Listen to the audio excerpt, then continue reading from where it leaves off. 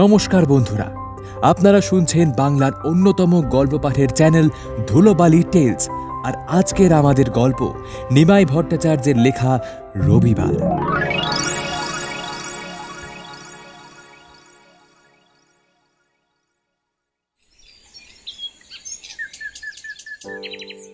কি ব্যাপার? মিটমিট করে হাসতে হাসতে কি দেখছো? না, দেখছি আর ভাবছি। তা কি দেখছো আর কি ভাবছো? অনেক কিছু। দরজার কোণায় দাঁড়িয়ে দাঁড়িয়ে শুধু দেখবে আর ভাববে, কথা বলবে না? হ্যাঁ, মানে বলবো বলেই তো এসেছি, কিন্তু কিন্তু কি আবার? ভাবছি তুমি বলবো নাকি আপনি বলবো। চমৎকার। প্রজ্জ্বল হাসতে হাসতে জিজ্ঞাসা করল, তা আগে কি বলতে? আগে তো তুমিই বলতাম, কিন্তু তুমি তো আর সেই আগের তুমি নেই। কেন বলো তো? আমি কি পাল্টে গেছি? প্রজ্জ্বল সোজাসুজি মায়া বৌদির দিকে তাকিয়ে হাসি মুখে বলল, নাকি ভালো চাকরি করছি বলে তুমি বলতে দ্বিধা হচ্ছে? এবার মায়া বৌদিও চোখ তুলে তাকায়, বলে, তুমি তুমি হঠাৎ এত বড় হয়ে গেছো যে আমাদের সাধারণ মানুষের দ্বিধা হওয়া তো স্বাভাবিক। তাই নাকি? নিশ্চয়ই। আচ্ছা, বেশ, মানলাম। এখন না হয় খুব বড় হয়েছি, আর আগে বুঝি খুব ছোট ছিলাম? না না, তা তো বলছি না, তবে তুমি যে এখন অনেক বড় হয়েছো তা তো ঠিক। তো তার জন্য তোমার সংকোচ বোধ করার কি কারণ ঘটল? আমি যাই হই, তুমি তো আমার সেই বৌদিই আছো। মায়া বৌদি জানত প্রজ্জ্বল বড় হলেও পাল্টাতে পারে না, পাল্টাবে না। তবুও দ্বিধা এসেছিল। আশাটা স্বাভাবিক। ডিজিপি অ্যান্ড টি অফিসের আপার ডিভিশন কেরানির স্ত্রীর পক্ষে একজন আইএএস অফিসারের কাছে সহজ হওয়া কিছুতেই সম্ভব নয়, সে প্রজ্জ্বল হলেও নয়। প্রজ্জ্বলের কথায় মায়া বৌদি খুশি হয়। মামি দুহাতে 2 কাপ চা নিয়ে ঘরে ঢুকতে গিয়েই মায়া বৌদিকে দরজার গোড়ায় দাঁড়িয়ে থাকতে দেখে বলল, কিরে মায়া, দাঁড়িয়ে আছিস কেন? মায়া বৌদি কিছু বলার আগেই প্রজ্জ্বল হাসতে হাসতে বলল, আরে আরে মামি, জানো মায়া বৌদি পুজোর সময় থিয়েটার করবে বলে এখন থেকেই রিহার্সাল দিচ্ছে। সেন্টার টেবিলে চায়ের কাপ নামিয়ে রেখে মামি অবাক হয়ে জিজ্ঞাসা করল, কি তার মানে?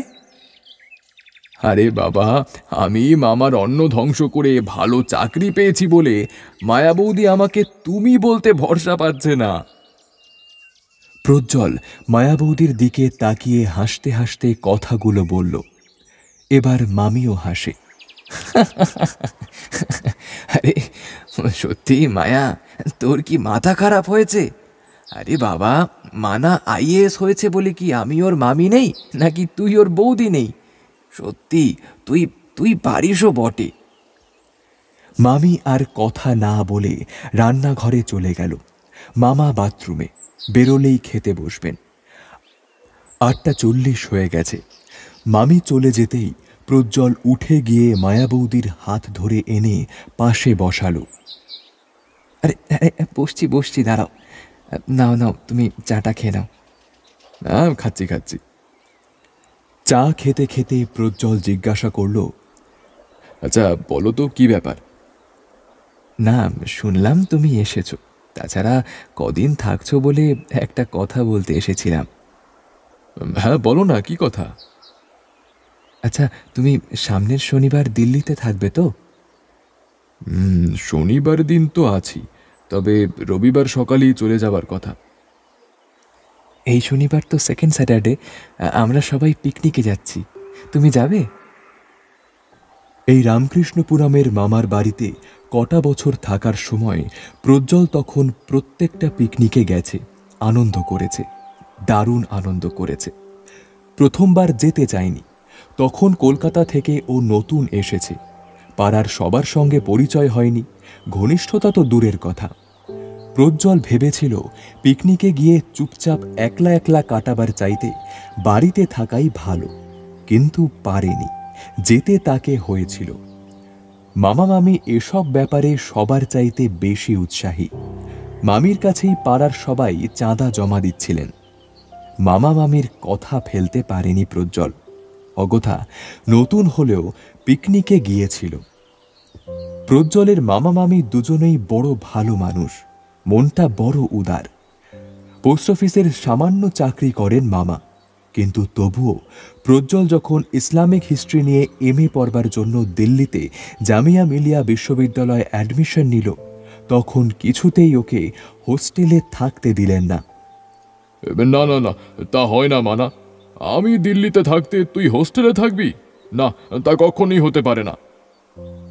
মামি বললেন, আচ্ছা, কয়েক মাস তো থাক এখানে, তারপর যদি অসুবিধা হয় তখন না হয় হোস্টেলে চলে যাস। এরপর আর কি বলবে? হোস্টেলের জন্য ফর্ম ভর্তি করেও জমা দিল না। রামকৃষ্ণপুরমের মামার ফ্ল্যাটে থেকেই জামিয়া মিলিয়াতে পড়তে লাগলো। এই মামা কিন্তু ওর আপন মামা নয়, মার মাস্তুতো ভাই।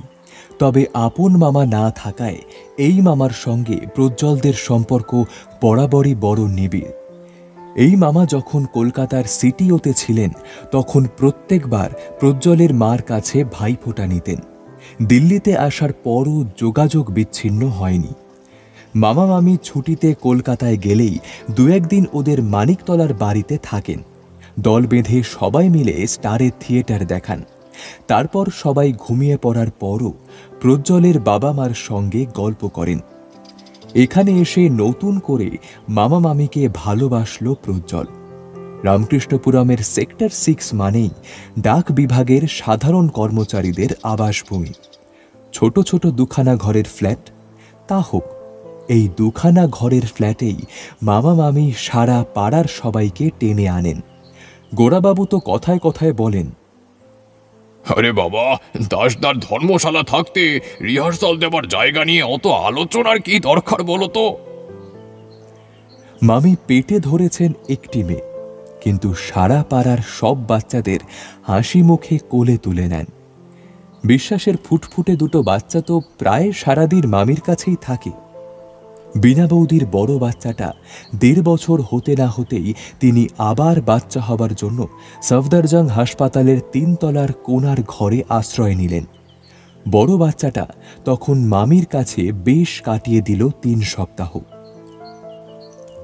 উষা বৌদির স্বামী নতুন স্কুটার কিনলেন। রোজ অফিস থেকে ফিরে একবার বউকে নিয়ে ঘুরতে না বেরোলে তার মন ভরে না, অথচ ছেলেটা স্কুটারের আওয়াজ শুনলেই ভয় চিৎকার করতে শুরু করে। কিন্তু তার জন্য তাদের সান্ধ্য অভিসার বন্ধ হলো না। মামি তো আছেন। 2-4 দিন বাপ্পাকে রাখার পরই মামি ওর মাকে বললেন, হ্যাঁ রে উষা, ছেলেটাকে একটু কুমারেশ খাওয়াতো। প্রথম প্রথম প্রজ্জ্বল দারুণ অস্বস্তি বোধ করত। এত লোকজন, বাচ্চা কাচ্চার হইচই ও তো কোনোদিন সহ্য করেনি। কিন্তু আস্তে আস্তে ভালো লাগলো। বিশ্বাসদার স্ত্রীর চমৎকার ঘুগনি করতে পারেন। বিশ্বাস বৌদি সে ঘুগনি এ বাড়িতে না পাঠিয়ে নিজের স্বামীকেও দেবেন না। গোরাবাবুর মা এই দিল্লিতে এসেও সারা শীতকাল পিঠে পায়েস না বানিয়ে শান্তি পান না। মামা মামির পুণ্যের জোরে প্রজ্জ্বল সারা শীতকাল পিঠে পুলি পায়েস খেয়েছে। শনিবার রবিবার বিকেলে চায়ের সঙ্গে সিঙাড়া পেলেই প্রজ্জ্বল বুঝত সুনীলদার স্ত্রী তত্ত্ব পাঠিয়েছেন। এই মামা মামির জন্যই প্রজ্জ্বল প্রথমবার পিকনিকে গিয়েছিল। একদল অপরিচিত মানুষের সঙ্গে গিয়েও মন ভরে গিয়েছিল প্রজ্জ্বলের। তারপর থেকে প্রত্যেকবারই গিয়েছে। মামা মামির তাগিদে নয়, নিজের তাগিদেই গিয়েছে। এই মায়া বৌদির সঙ্গে তো পিকনিকে গিয়েই ওর প্রথম আলাপ। পিকনিকের কথা শুনতেই প্রজ্জ্বলের মনে অনেক দিনের অনেক মিষ্টি ছবি ফুটে উঠল। প্রজ্জ্বল খুশি হয়ে বলল, তা এবার কোথায় যাচ্ছ? দাসনায়। দাসনায় আগে পিকনিক হয়নি? না না, এই প্রথম হচ্ছে। সবাই যাচ্ছ? হ্যাঁ, সবাই যাচ্ছে। প্রজ্জ্বল একটু ভেবে বলল, বুঝলাম, কিন্তু বৌদি, আমি কি শনিবার যেতে পারবো? কেন? সেকেন্ড স্যাটারডে সব তো বন্ধ। না, তবুও মানে আমাদের মিটিং বোধহয় একটা চলবে। যাই হোক, একটু চেষ্টা করো। তুমি গেলে সবাই খুব খুশি হবে। শুধু তোমরা কেন, আরে আমিও খুশি হব। তাছাড়া এখন তো আর এসবের সুযোগই পাই না। মায়া বৌদি চলে যাবার পর মামাও অফিসে রওনা হলেন। মামি তখনও রান্নাঘরে ব্যস্ত। মামি এই একবেলাতেই দুবেলা রান্না করেন বরাবর। প্রজ্জ্বল বাইরের ঘরের জানালার ধারে বসে দূরের কুতুব মিনার দেখতে পেয়েই ওর মনে পড়ল আগেকার কথা, কত স্মৃতির কথা। সেবার কুতুব মিনারের পিছন দিকের পাহাড়ের উপরে পিকনিক হচ্ছিল। সুনীলবাবু আর গোরাবাবু মাংস রাঁধতে ব্যস্ত, আর সবাই বসে আড্ডা দিচ্ছিলেন। হঠাৎ বিশ্বাসদা বললেন, এ জয়া, একটু একটা গান ধর না। সঙ্গে সঙ্গে অনেকেই বললেন, হ্যাঁ হ্যাঁ জয়া, একটা গান শোনাও। এতদিন পর প্রজ্জ্বলের ঠিক মনে নেই, তবে বোধহয় ৩-৪টে গান গেয়েছিল। তার মধ্যে একটা রবীন্দ্রনাথের গান, বাকিগুলো বাংলা সিনেমার গান। সবাই বাহবা দিলেও প্রজ্জ্বলের ভালো লাগেনি। রবীন্দ্রসঙ্গীতের একটা পুরো প্যারাগ্রাফ বাদ দিয়েছিল বলে মনে মনে বড় বিরক্ত হয়েছিল, অবাকও হয়েছিল। জয়ার পর একটি ছেলে গান শোনালো, ভাটিয়ালি বোধ হয়, তবে স্পষ্ট মনে আছে মণিমালার কথা। মাংস রাঁধতে রাঁধতে হঠাৎ গোরাবাবু এসে বললেন, এই মণি, এবার তুই একটা গান শোনা। প্রজ্জ্বল এক কোণায় বসেছিল। এতক্ষণ মণিমালাকে দেখতে পায়নি, এবার দেখল ওই কোণায় একটি মিষ্টি মেয়ে মুখ কাঁচুমাচু করে বলল, কাকু, আমাকে গাইতে বলবেন না। গোরাবাবু তবুও বললেন, হে কি রে, কেন রে, অন্তত একটা গান তো শোনাবি। মামিও বললেন, হ্যাঁ হ্যাঁ, একটা গান শোনা, কতদিন তোর গান শুনি না বলতো। মণিমালা গাইল। প্রজ্জ্বলের স্পষ্ট মনে আছে ও ফাল্গুনির আকাশ আমার ভরল আলোয়, আকাশ আমি ভরব গানে গেয়েছিল। ওই একটাই গান গেয়েছিল, কিন্তু তাতেই প্রজ্জ্বলের মন ভরেছিল। একটু পরে একটু ফাঁকায় মামিকে বলেছিল, মামি, তোমাদের ওই জয়াকে অন্তত রবীন্দ্রসঙ্গীত গাইতে বারণ করে দিও। কেন রে? আরে পুরো একটা প্যারাগ্রাফ বাদ দিয়ে গেল। তাই নাকি? তবে কি? তা মণিমালা ঠিক গেয়েছে? হ্যাঁ মামি, মেয়েটি ভারী সুন্দর গিয়েছে। খাওয়া দাওয়ার পর মামি আলাপ করে দিয়েছিলেন ওদের। মালা, এই মণিমালা, এদিকে একটু শোন।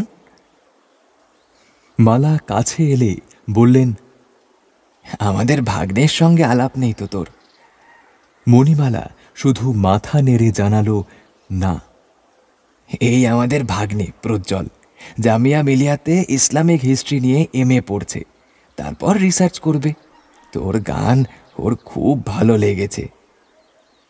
মণিমালা লম্বা বিনুনির শেষে রাবার ব্যান্ডটার মধ্যে একটা আঙুল দিয়ে নাড়তে নাড়তে মাথা নিচু করে বলল, বোধহয় সুচিত্রা কণিকার চাইতেও ভালো গেয়েছি, তাই না বড় মাসি? প্রজ্জ্বল বলেছিল, না না, তা তো কেউ বলেনি, তবে আপনি সত্যি খুব ভালো গেয়েছেন। মণিমালা এক মুহূর্তের জন্য ওর দিকে তাকিয়ে বলেছিল, ধন্যবাদ। বেশ লেগেছিল প্রজ্জ্বলের সহজ সরল ব্যবহার, অথচ তার চারপাশে একটা সলজ্জ আবরণ। মনে হলো দুচোখ দিয়ে যা দেখল তার চাইতে বোধহয় ওকে বেশি অনুভব করতে হয়। এ যেন ভোরের সূর্যের আলোয় কাঞ্চনজঙ্ঘা দেখা। আনন্দ হলেও মন ভরে না, শতবার শতরূপে দেখেও আশা মেটে না, মিটতে পারে না। একেই বলে মাধুর্য, নারীর মাধুর্য। প্রজ্জ্বল মনে মনে কথা বলে। মামা মামির সংসারে থেকে একদল সাধারণ মানুষের মধ্যেও কেমন যেন একটু অসাধারণত্বের স্বাদ পায় প্রজ্জ্বল। মাসের শেষে সবারই টানাটানি, তবু বড়ি দিয়ে পালংয়ের তরকারি পাঠিয়ে দেন মণিমালার মা। কলকাতা থেকে এক শিশি কাসুন্দি এলেও ভাগাভাগি হয় সবার মধ্যে।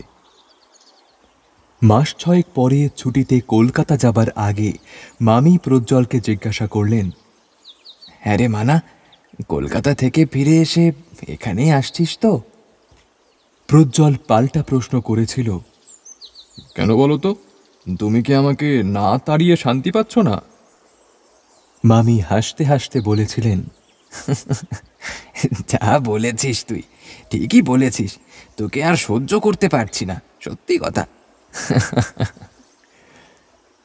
পরের বার তুগলকবাদে পিকনিক করতে গিয়ে প্রজ্জ্বল আর চুপ করে কোনায় বসে থাকেনি। সুনীলবাবুর হুকুম মতো মাংসে নুন দিয়েছে, গোরাবাবুর ফরমায়েশ মতো জল টেনে এনেছে। তারপর গানের আসরে সবার সামনে জয়াকে বলেছে, গতবারের মতো পুরো প্যারাগ্রাফ বাদ দিয়ে গাইলে এবার কিন্তু আর সহ্য করছি না। জয়াও চুপ করে থাকেনি। তুমি কি রবি ঠাকুরের নাচ জামাই যে তোমার কথা মতো আমাকে রবীন্দ্রসঙ্গীত গাইতে হবে? মণিমালা বলেছিল, এই জয়া, মানাদাকে অমন করে চিমটি কাটিস না। জামিয়া মিলিয়াতে ইসলামিক হিস্ট্রি নিয়ে MA পড়তে হলে রবীন্দ্রসঙ্গীতে অনার্স থাকতে হয়, তা তুই বুঝি জানিস না? প্রজ্জ্বল বলেছিল, তা জয়া যে রবীন্দ্রনাথের গান গায়, সে রবীন্দ্রনাথ কি গভর্নমেন্ট অফ ইন্ডিয়ার আন্ডার সেক্রেটারি? জানালার ধারে বসে বসে ওই দূরের কুতুব মিনার দেখতে দেখতে সেসব দিনের কথা মনে পড়ে প্রজ্জ্বলের। শুধু আজ নয়, কর্মব্যস্ত জীবনে মাঝে মাঝেই মনে পড়ে সেই সব দিনের কথা। মাঝে মাঝে মনে হয় হঠাৎ বন্ধুদের পাল্লায় পড়ে IAS পরীক্ষা না দিলেই ভালো করত। দারোগার স্যালিউট না পেলেও বিশ্বাস বৌদির ঘুগনি, সুনীল বৌদির সিঙারা, গোরাদার মার পিঠে পায়েস, মণিমালার মার বড়ি তরকারি এসব তো পেত। তাছাড়া দুপুর 12টার শোতে কমলে সিনেমা দেখে বেরোবার মুখে মণিমালার সঙ্গে দেখা তো হতে পারত। সত্যি ভারী মজা হয়েছিল। ডক্টর মাসুদের ক্লাস না হওয়ায় প্রজ্জ্বল বাড়ি ফিরছিল। হঠাৎ কি মনে হলো, ঢুকে পড়ল কমলে। শো শেষ হলে বাইরে বেরোতেই মণিমালার সঙ্গে দেখা। দুজনেই চমকে উঠেছিল। তবুও প্রজ্জ্বল নিজেকে সামলে নিয়ে বলেছিল, তা আজ বুঝি অনার্স ক্লাস কমলেই হলো? হ্যাঁ, আজ হঠাৎ এসে মনে হলো ইসলামিক হিস্ট্রির ক্লাস করব, তাই এসেছিলাম। তা বয়ফ্রেন্ড কোথায় পালালো? ওই যে ওই দেখো যাচ্ছে তোমার গার্লফ্রেন্ডের সঙ্গে। প্রজ্জ্বল হঠাৎ বলে ফেলল, আমার গার্লফ্রেন্ড তো আমার সামনেই দাঁড়িয়ে আছে। চুপ করো, কেউ শুনে ফেলবে। অনেকদিন এসব কথা মনে পড়েনি, মনে পড়ার সুযোগ ছিল না। নতুন জীবনের সম্মান প্রতিপত্তির জোয়ারে পুরনো দিনের সব স্মৃতি ভেসে গিয়েছিল। অনেক দিন পর দিল্লিতে এসে আবার যেন টুকরো টুকরো স্মৃতির দ্বীপপুঞ্জগুলো চোখে পড়েছে। ভালো লাগছে। মানা, তুই কি মায়াকে কথা দিলি? হঠাৎ মামির কথা শুনে প্রজ্জ্বল ঘুরে বসল। পিকনিকে গেলে খুব মজা হবে, তাই না? দেখ, তা তো হবেই, কিন্তু তুই কি শনিবার যেতে পারবি? সেটাই তো সন্দেহ গো মামি। দেখি, আজ একবার খোঁজ করব। তবে রবিবার হলে নিশ্চয়ই যেতাম। দাঁড়া দাঁড়া দাঁড়া, রবিবার হলে তুই যেতে পারবি? হ্যাঁ, প্রোগ্রামটা একটু ওলটপালট হয়ে গেলেও তা পারবো। তাহলে শনিবারের বদলে রবিবার করতে বলবো। কিন্তু তাতে তো সবারই মুশকিল হবে। আচ্ছা, আমি বলেই দেখি না একবার। মিটিং শেষ হবার পর 2-3 জন বন্ধুর সঙ্গে দেখা করে ফিরতে ফিরতে প্রজ্জ্বলের বেশ রাত হয়ে গেল। সামনের ঘরে ঢুকতেই দেখল পাড়ার অনেকেই বসে আছে। গোরাবাবু, সুনীলবাবু, বিশ্বাসবাবু, আরও 2-3 জন, মামা মামিও। প্রজ্জ্বলকে দেখেই মামি বললেন, জানিস মানা, রবিবারই পিকনিক হচ্ছে। এ বাবা, আমার জন্য অনেক ঝামেলা হলো তো এদের সবার। গোরাবাবু বললেন, আরে বাবা, কি যে বলো ভাগ্নে, তুমি গেলে সবাই কত খুশি হবে তা কি তুমি জানো? প্রজ্জ্বল হাসতে হাসতে মামির পাশে বসল। আচ্ছা মামি, কত চাঁদা দিতে হবে বলো? হেই, তোর আবার চাঁদা কিসের? তার মানে? তোর চাঁদা আমি দিয়ে দিয়েছি। না না না, তা হবে না মামি, বরং তোমাদের চাঁদাও আমি দেব। মামা বললেন, আরে তুই কি পাগল হয়েছিস মানা? প্রজ্জ্বল হাসতে হাসতে বলল, মামা, তুমি সাদাসিধে মানুষ বলে মামির চালাকি ধরতে পারছো না। মামি ভাবছে আমার কাছ থেকে চাঁদা নিলে ভালো শাড়িটা হয়তো বাগাতে পারবে না। মামি সঙ্গে সঙ্গে প্রজ্জ্বলের পিঠে একটা চড় মেরে বললেন, এই এই এই এই হতভাগা, তুই কি ভেবেছিস রে আমি তোর মতো ঘুষখোর আইএস? কেন শাক দিয়ে মাছ ঢাকার চেষ্টা করছো বলো তো? আচ্ছা ছাড়ো এসব, বলো বলো, কত চাঁদা দিতে হবে বলো। মধ্যস্থতা করলেন গোরাবাবু। না না বৌদি, এবার তোমার চাঁদা দেওয়া হবে না, ভাগ্নেই তোমাদের চাঁদা দেবে। নট অনলি দ্যাট, তুমি নতুন শাড়ি পরে পিকনিকে যাবে। প্রজ্জ্বল আবার হাসে। কিন্তু গোরাবাবু, জাজমেন্ট একটু ফাঁক থেকে গেল। কেন, কি ফাঁক থাকলো? আমি শাড়ি কিনে দেব ঠিকই, কিন্তু সায়া ব্লাউজ মামি মামার গ্যানা মারা টাকা দিয়েই বানাবে। মামা হো হো করে হেসে উঠলেন। হে বে বেটা, শুধরালো না আর। রবিবার। বাইরের ঘরের বেড কাম সোফায় উপুর হয়ে শুয়ে প্রজ্জ্বল তখনও বোধহয় স্বপ্ন দেখছিল। মামি চায়ের কাপ সেন্টার টেবিলে রেখে দিয়ে ডাক দিলেন, এই মানা, ওঠ, 6টা বাজে। প্রজ্জ্বল অঘোরে ঘুমোচ্ছে, উঠল না। মামি এবার ওর গায়ে হাত দিয়ে ডাকলেন, মানা, উঠবি না? চা ঠান্ডা হয়ে যাচ্ছে। আস্তে আস্তে চোখ মেলল প্রজ্জ্বল, ঘুরে দেখল মামি। কি ব্যাপার, ডাকছো কেন? ওঠ ওঠ, চা ঠান্ডা হয়ে যাচ্ছে। হ্যাঁ উঠছি, দাঁড়াও না, উঠছি। মামা উঠেছেন? হ্যাঁ, মামা বাথরুমে গেছে। এত ভোরে? 7টায় বাস ছাড়বে যে। ও তাই নাকি? এখন কটা বাজে? এই তো 6:15। প্রজ্জ্বল চায়ের কাপ তুলে নিতেই মামি বললেন, শোন, তোর মামা বেরোলেই বাথরুমে যাবি, দেরি করিস না। না না, যাবো।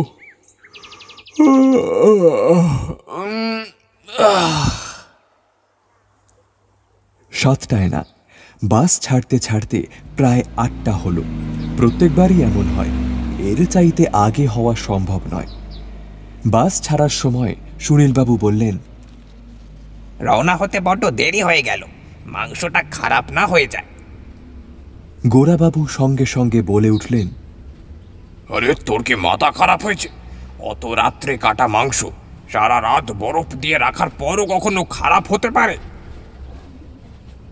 প্রায় 2 বছর পর এতগুলো পরিচিত মানুষের মধ্যে নিজেকে পেয়ে প্রজ্জ্বল খুব খুশি। মাসিমা, চিনতে পারছেন? হ্যাঁ হ্যাঁ বাবা, চিনব না কেন? বলুন তো আমি কে? কে আবার? তুমি তো মানা। মানিকদা কেমন আছেন? এই ভালো, আপনার খবর ভালো তো? এমনি ভালোই, তবে তখনকার মতো হই হুল্লোড় করার সুযোগ তো আর পাই না। মানিকদা হেসে বললেন, এখন আপনি এত বড় হয়ে গিয়েছেন যে সেসব ফ্রিডম এনজয় করা একেবারে অসম্ভব। প্রজ্জ্বলও হাসে। কিন্তু বয়স তো 26 মশাই, মন যে মানে না। কিছুতেই নিজের জায়গায় বসে থাকতে পারছে না প্রজ্জ্বল। প্রত্যেকটা সিটের কাছে দাঁড়িয়ে কথা বলছে। আরে জয়া, কেমন আছো? ভালো। তাহলে চিনতে পেরেছেন? চিনতে পারবো না? না, অনেকে পারে না তো। আমি তো আর অনেক না, আমি সামান্য একজন। জয়া হাসে, কথা বলে না। এ কি হাসছো যে? না, দেখছি এত বড় অফিসার হয়েও কথাবার্তার ধরন বদলায়নি। বদলালে বুঝি খুশি হতে? আরে মায়া বৌদি, তোমাকেই তো খুঁজছিলাম। ওমা, কেন? তুমি পিকনিকে যাচ্ছ অথচ চাঁদাটা এখনো দিলে না। সত্যি এমন ঘুষ খাবার হ্যাবিট হয়েছে যে পিকনিকের চাঁদা পর্যন্ত পকেটে পড়তে শুরু করেছো।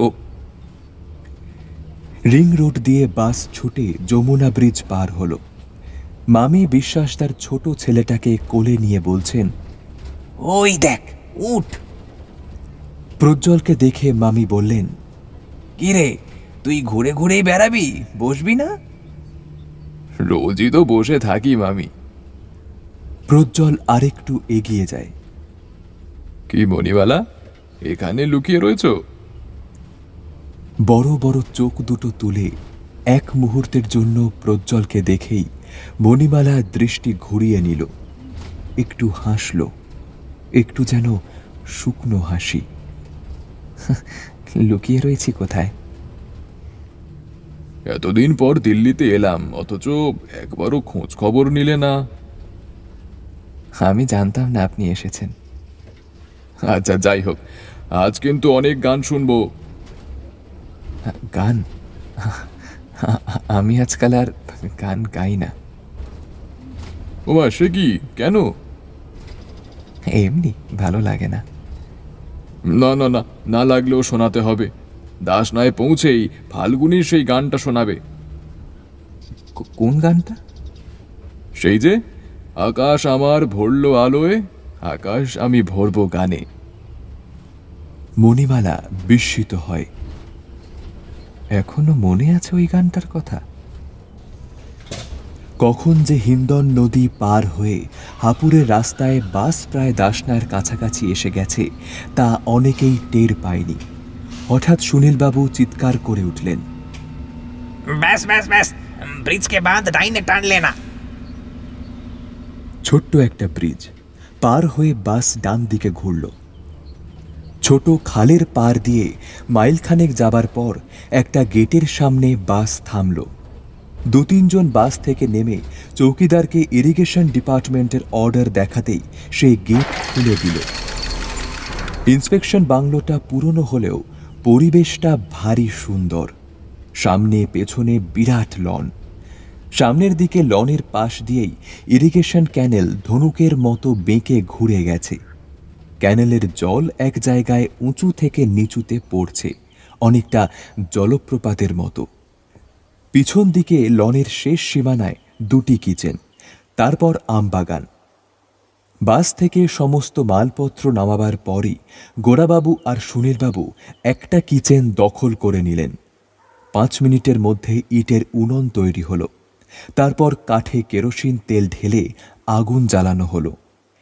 এক উনুনে মুগের ডাল ভাজা শুরু হলো, আর অন্যটায় গরম জল চাপানো হলো। পাশের কিচেনে শুরু হলো চা জলখাবারের ব্যবস্থা। কিচেনের খানিকটা দূরে বিরাট লনের মাঝখানে বিরাট বিরাট শতরঞ্চি বিছিয়ে আড্ডা জমেছে মেয়ে পুরুষের। ছোট ছোট ছেলেমেয়েরা আমবাগানে লুকোচুরি খেলছে। প্রজ্জ্বল গোরাবাবুর পরিচালনায় ও সুনীলবাবুর প্রযোজনায় মাংস মেখে দিয়ে বাইরে গিয়ে দেখল শান্টুবাবুর ক্যারিকেচার দেখতে সবাই মত্ত। প্রজ্জ্বল দাঁড়ালো না। মামা মামির আড়ালে একটা সিগারেট খাবার জন্য ইন্সপেকশন বাংলোয় চলে গেল। সামনের বারান্দায় বিরাট ইজি চেয়ারে এক ভদ্রলোক ঘুমোচ্ছিলেন। ও বারান্দা পার হয়ে ঘরে ঢুকতেই দেখল মণিমালা একটা ইজি চেয়ারে শুয়ে রয়েছে। এ কি, কি ব্যাপার? তুমি এখানে একলা একলা কি করছো? না, কিছুই না, ওই এমনি শুয়ে আছি একটু। সে কি, কেন, শরীর খারাপ নাকি? মণিমালা মাথা নেড়ে বলল, না না, সেসব কিছু না। আসলে ওখানে বড় বেশি হই হুল্লোড় হচ্ছে বলে চলে এলাম। প্রজ্জ্বল একটু অবাক হল। মণিমালা আগে তো এমনি ছিল না। আচ্ছা আচ্ছা, তুমি তুমি বিশ্রাম করো, আমি যাই। ওমা, চলে যাবেন কেন? চেয়ারটা টেনে বসুন না। আচ্ছা, তুমি আমাকে আপনি আপনি করে কথা বলছো কেন বলো তো? এমনি, কোনো কারণ নেই। না না, আর আপনি আপনি করবে না, বুঝলে? মণিমালা একটু হাসল। প্রজ্জ্বল খানিকটা দূরে চেয়ারটা টেনে নিয়ে বসে একটা সিগারেট ধরালো। একটা টান দিয়ে মণিমালার দিকে চাইল। তা তুমি আমাকে ওই গানটা শোনাবে না? সত্যি আজকাল আর গান গাই না। কেন বলো তো? মণিমালা যেন একটু ভাবে, এক টুকরো মুহূর্তের জন্য। এমনি ভালো লাগে না। কিন্তু ওই গানটা যে না শুনলে শান্তি পাচ্ছি না। কেন, কি ব্যাপার বলুন তো? আরে, আবার বলুন তো। মণিমালা হাসে, বোধহয় একটু জোর করে হাসল। আচ্ছা, শুনি শুনি, কি ব্যাপার? কি আর ব্যাপার, তোমার ওই গানটা আমার ভীষণ ভালো লেগেছিল। এতদিন পর্যন্ত মনে আছে? আরো কি কি মনে আছে শুনবে? মণিমালা আবার হাসে, বোধহয় অতীত দিনের স্মৃতি রোমন্থন করতে ভালোই লাগে। উত্তরের অপেক্ষা না করে প্রজ্জ্বল বলল, কমলে সিনেমা দেখার কথা মনে আছে? তাছাড়া দোলের দিন কি কাণ্ডটাই না হয়েছিল। বিশেষ কিছুই না, পুরনো দিনের ছোট্ট ছোট্ট কয়েকটা মিষ্টি স্মৃতির টুকরো। তবু ভাবতে গিয়ে ভালো লাগলো মণিমালার, বোধহয় একটু লজ্জাও পেল। মুখ নিচু করে প্রায় আপন মনে বলল, এখনো এখনো সেসব মনে আছে দেখছি। তোমার গানের প্রশংসা করতাম বলে জয়া কি ভীষণই হিংসা করত তোমাকে। তাও মনে আছে? সিগারেট শেষ হতেই প্রজ্জ্বল বলল, তা গান শোনাবে কখন? আজ না। তবে কবে? পরে। পরে আবার কবে শোনাবে? ঠিক শোনাবো। কথা দিচ্ছ? সত্যি শোনাবো। প্রজ্জ্বল এগিয়ে গিয়েও একটু পিছিয়ে এলো। আচ্ছা, তোমার এমএসসি রেজাল্ট তো বললে না? মণিমালা চট করে উত্তর দিতে পারল না। একটু পরে বলল, মাঝে পড়াশোনা বন্ধ ছিল, এবছর আবার ভর্তি হয়েছি। বন্ধ ছিল? কেন? মণিমালা হাসল। নানা ঝামেলায়। এই বয়সে আবার কিসের ঝামেলা? সবার জীবন কি প্রজ্জ্বলের মতো উজ্জ্বল হয়, নাকি হতে পারে? তাই নাকি? প্রজ্জ্বল ইন্সপেকশন বাংলো থেকে বেরিয়ে গেল। সে জানল না মণিমালা তার চলে যাবার পথের দিকে চেয়ে রইল। ওদিকে তখন দারুণ উত্তেজনা। ডাল নেমে গেছে, মাংস চড়েছে, অল্পবয়সী ছেলেমেয়েরা শালপাতা গেলাস ধুচ্ছে। পাশের কিচেনে উঁকি দিয়ে দেখল জনতা স্টোভে মায়া বৌদি ছোট্ট কড়ায় কি যেন রাঁধছেন। প্রজ্জ্বল জিজ্ঞাসা করল, আপনি আবার কি করছেন? ওই নিরামিষ রান্না করছি ভাই। ও, কেন, কিছু লাগবে? না, ভাবছিলাম এক কাপ চা পেলে খুব ভালো হতো আর কি। তা বেশ, তো তরকারিটা নামিয়ে করে দিচ্ছি। মাঠের মাঝখানে মুক্তাঙ্গনে তখনও চাঞ্চল্য। জয়ার গান হয়ে গেছে। শান্টুবাবু এবার মুখাভিনয় দেখাচ্ছেন। আন্ডা বাচ্চা থেকে গোড়াবাবুর ওই বুড়ি বিধবা মা পর্যন্ত হাসছেন। বিশ্বাসের ছেলে দুটো দৌড়ে ক্যানেলের দিকে যাচ্ছে দেখে মামি তাদের পিছনে ছুটেছেন। এরই মাঝখানে কিচেন থেকে গোড়াবাবু ও সুনীলবাবুর গলা শোনা যাচ্ছে।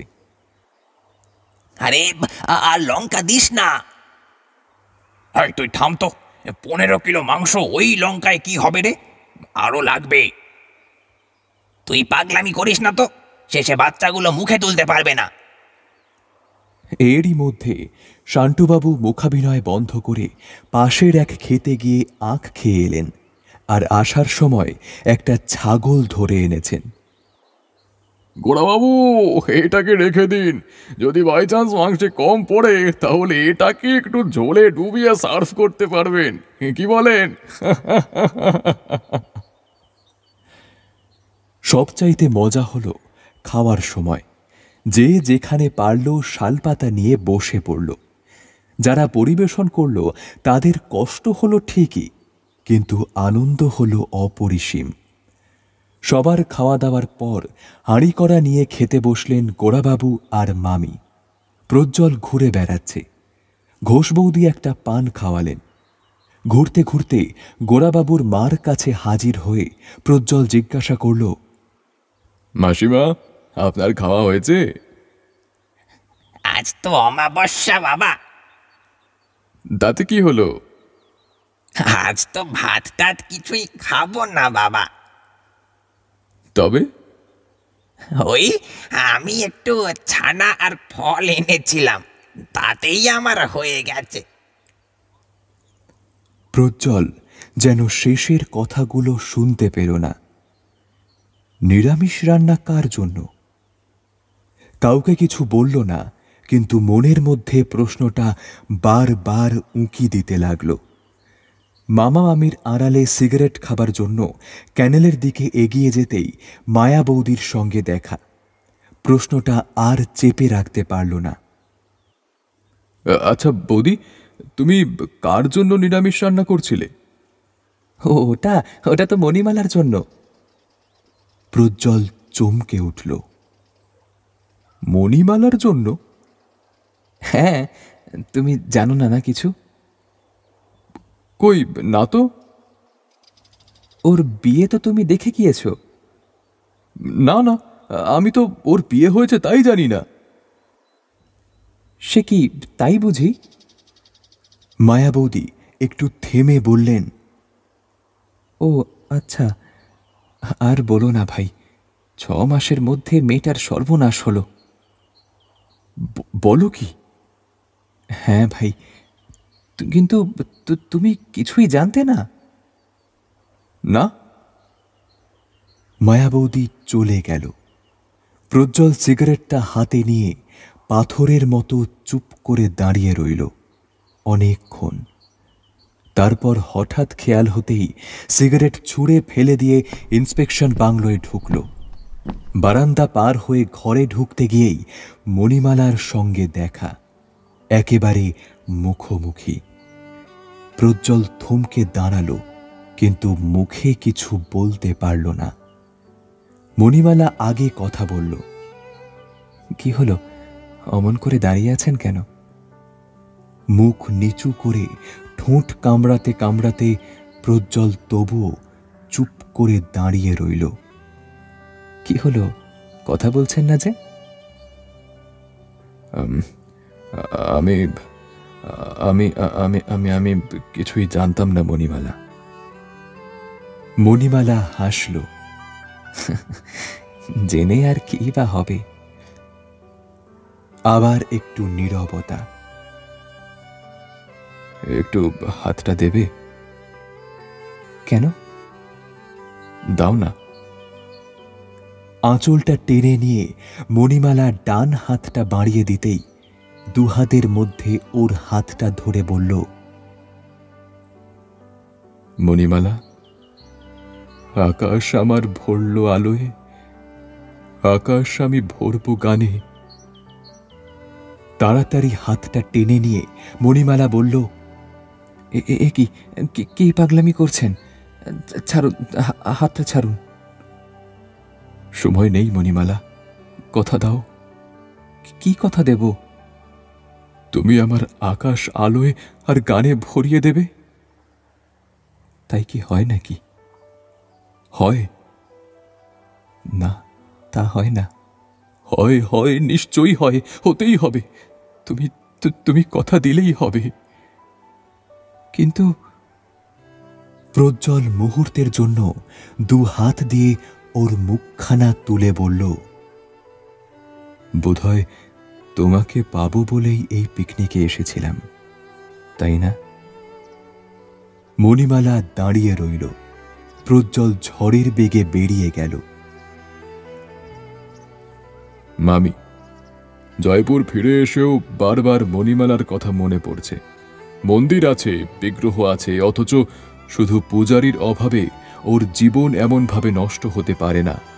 আমি আছি, আমি রইলাম। ইতি তোমাদের স্নেহের মানা।